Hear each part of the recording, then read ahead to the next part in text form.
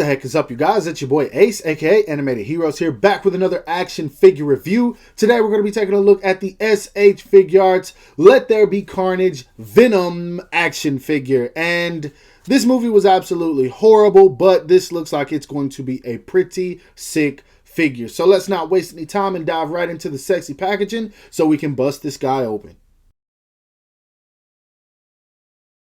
Now for the sexy packaging, you don't get very much window. You get just enough to see the figure and some of the accessories, but most of it is covered with like box art and things like that. It says Bandai Namco up there, Tamashii Nation's quality sticker of approval, Tamashii Nation's Bandai, says Venom Let There Be Carnage right there, Marvel underneath it.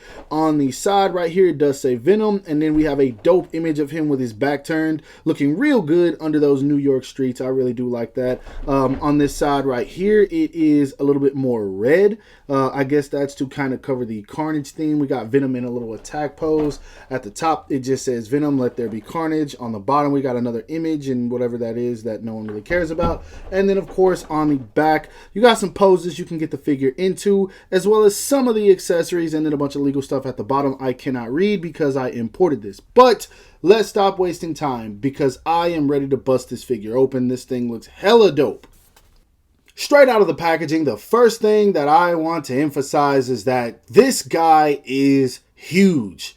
And I mean, like, seriously, man, this is probably one of the tallest SHF figures that I've seen, man. And I guess it makes sense because I believe this figure is like 80-90 bucks. I believe domestically it goes for like 120, so it does make sense for them to scale it up, and I'm glad that they did do so.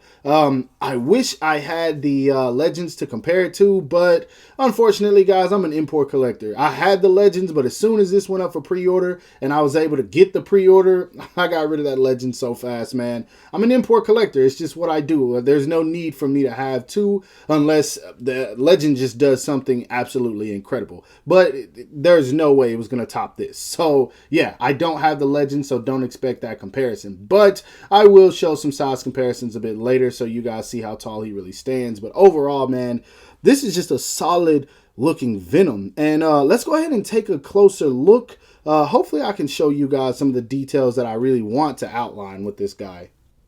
So I'm not sure how well it's showing up on camera or if it's actually showing up on camera at all, but this figure is not painted black. The Legends was actually painted black, but this guy is more of a dark navy blue. I hope it's picking up on camera, but it's something that'll probably surprise a lot of people once they get this guy in hand, because even I wasn't expecting it. It definitely is not black at all, so if that's what you're expecting, I'm very sorry. But that's not to say he doesn't look great, man. This thing looks really damn good. All of it is just a molded color and then they painted over it. It's this one solid color and I think it looks good, man. I really do like this. I wish that the lines that were painted on him, that I guess at some point are going to turn into the actual symbiote in one of the movies that he is in, or maybe his third solo movie, which I won't be watching. But I wish they were a little bit more faded. It almost looks like my boy got lightning going on his chest or something like that, which is accurate, but it wasn't as prevalent in the movie. Still looks good, but I think it's just a bit over painted. They should have faded it just a tad bit. Now, in terms of the face, this is where it just looks good, man. Look at those eyes.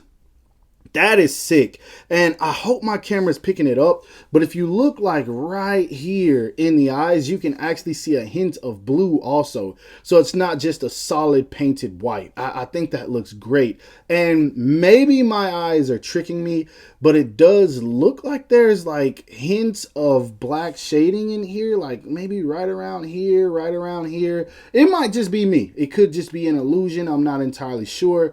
But it does look like it's there. Very, very subtle, but it does look like it's there for sure. Now, one thing I do want to mention also is while this is a good looking figure, scale-wise and everything, the plastic feels very cheap on this guy, man. It almost feels like it's hollow. Now, it doesn't mean that I'm expecting to drop this guy and it just shatter, but it definitely feels a little bit hollow along the torso, and then in certain areas of the legs. It feels like a very, very cheap plastic, and this is something that I've noticed has become very consistent with Tamashii Nations.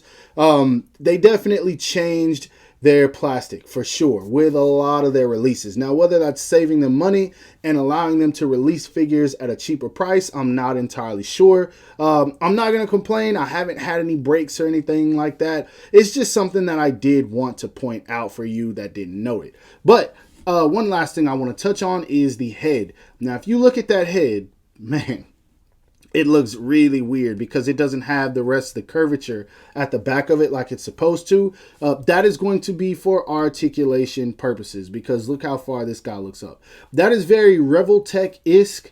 It doesn't bother me though, because I mean, if you look at him from the front, that's exactly how it's supposed to look. But for you people that are all about aesthetics, if that's something that's really going to bother you, I just wanted to make sure you were aware of it before you got this figure. But anyway, let's go ahead and put this guy back so we can see how tall he stands. Now, to the top of his head, Venom stands right at about 7.5 inches. So very, very tall figure, as I told you guys, which I think he is supposed to be. From the movie, this guy looks gigantic. Now, this only leads me to question how tall Carnage is going to be. That is going to be a very big figure, man, especially since he basically towers over Venom in the promo images. I cannot wait to get my hands on that one. It's going to be a ton of fun for sure. Articulation-wise, he looks up exactly as I showed you guys earlier. I don't know why, because Venom doesn't need to be looking up at anyone because this guy is super huge. He does have that like Marvel Legends-esque hinge under his neck where you can see it kind of, I don't know what you call it. I'm just going to call it a Marvel Legends hinge. But yeah, be expecting that. He does look down very well. The chin does touch the chest, so that's not going to be a problem. You get all kinds of movement out of the neck and head. As far as the arms going up and out, this guy can reach every bit of the end of the screen. That is really good, man. His arms look super long.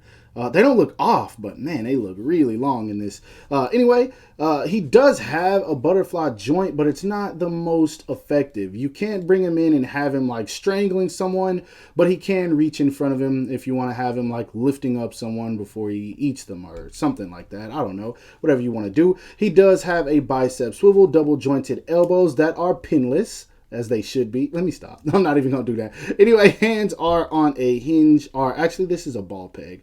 It felt like a hinge, but I'm pretty sure that's a ball peg, and I'm trying to show it. There we go.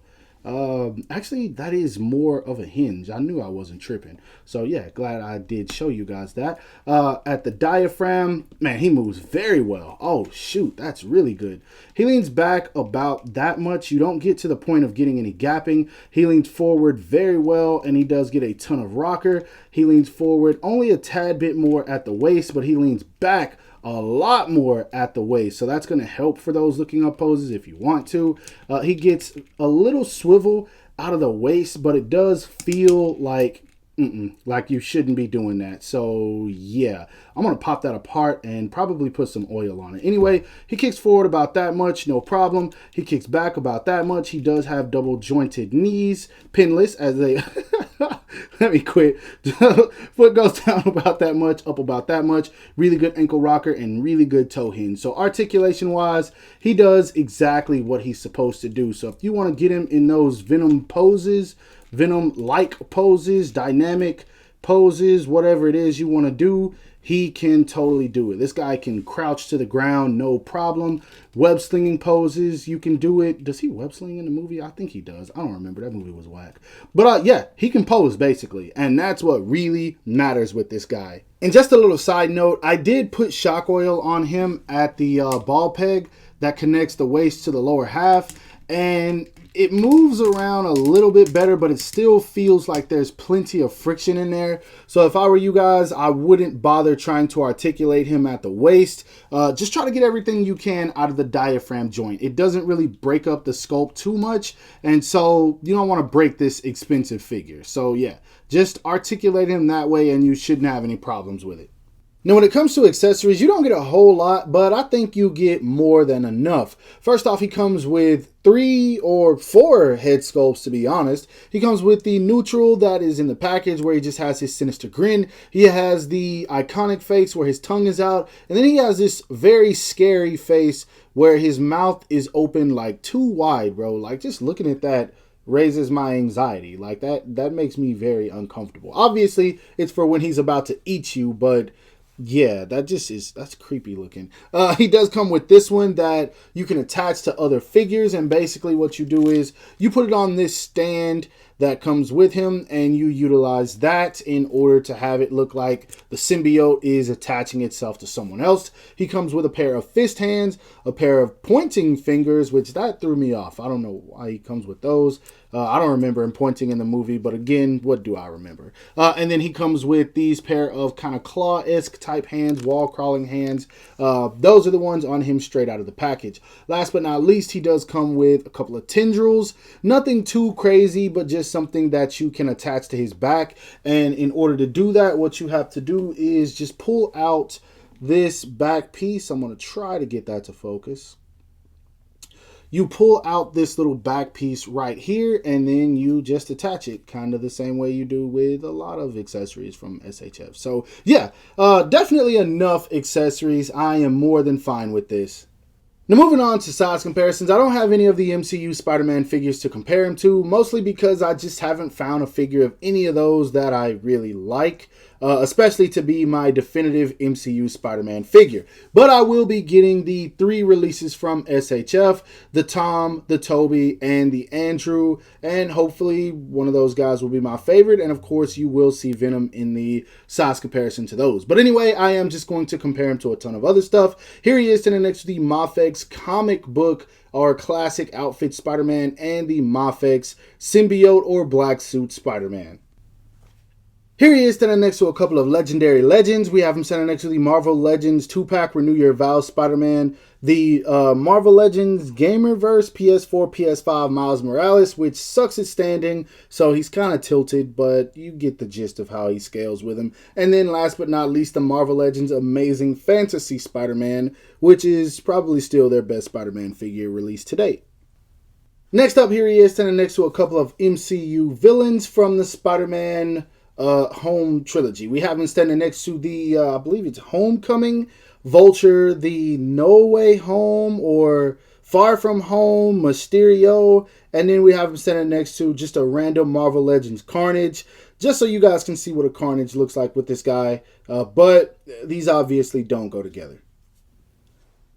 Last but not least, here he is standing next to an SH Figuarts Dragon Ball Super CGI Goku, a Figma Jujutsu Kaisen Greatness, Satoru Gojo, and a Metacom toy or Mafex Batman Hush Harley Quinn. And I don't know why I put Harley Quinn in here. Just, she's here. That's all that matters.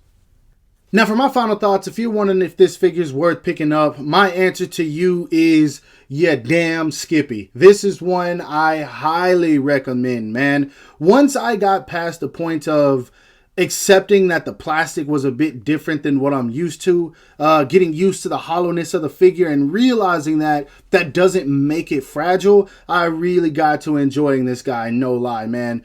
This figure is fun to pose around, and not only that, it's almost effortless. You can get this guy in so many spider-like poses, and gauging his size and factoring in that and all the bulky and beefiness to him, that just goes to show that Tamashii Nations really knows what they're doing with all of their releases as of now, man. The fact that you can get this guy in those dynamic poses, it just makes me happy, man. I really, really am enjoying this thing. He comes with more than enough accessories for you to have fun with. He's going to look really good on your shelf. He's also going to look really good with any of your Spider-Man collection. I just like this thing a ton, man. Now, for the people that are going to ask the question, is it better than the Marvel Legends?